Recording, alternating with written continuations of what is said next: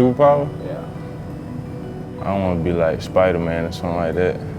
Not flight, man? Not just like straight up flying? Flying? Everybody say flying though.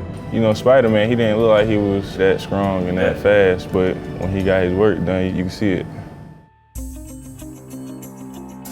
Mike is a big, explosive athlete. He's so good against man-to-man coverage. It really affects the way the defenses like to play us. Well, he's just a matchup problem. I mean, you can't cover him one-on-one. I don't care who they got. And it's going to be the same when he goes to the next level. If they try to cover Mike Williams one-on-one, he's going to have a field day. You know, he's a great guy that can communicate with, you know, the quarterback and be on the same page with. You know, he understands his football, he understands, you know, the IQ of the game, and he just has that it, you know, that it factor that, you know, you really can't coach or teach. First drive of the first game, 2015 season, ran a route, went to high point the ball, toe tap, got pushed in the back, collided with the goalpost, and I fractured my C6 in my neck. Did you know right away? I didn't.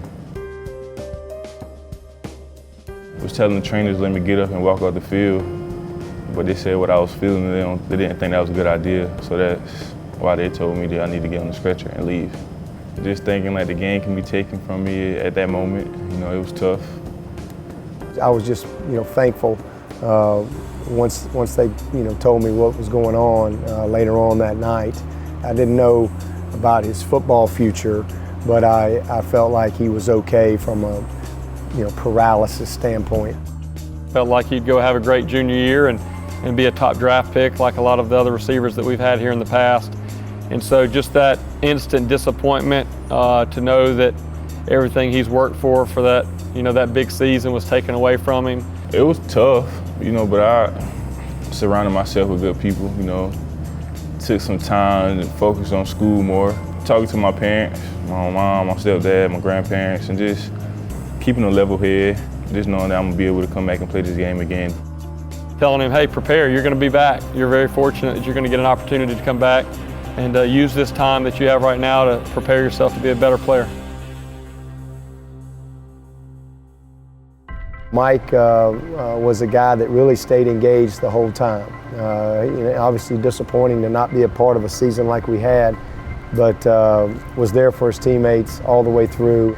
We gave Mike a whistle, and I told him to bring it every day. Hey, everybody's got a role, and this year your role is to help support the other wide receivers that are out there playing. You know, he's just a guy that's always smile.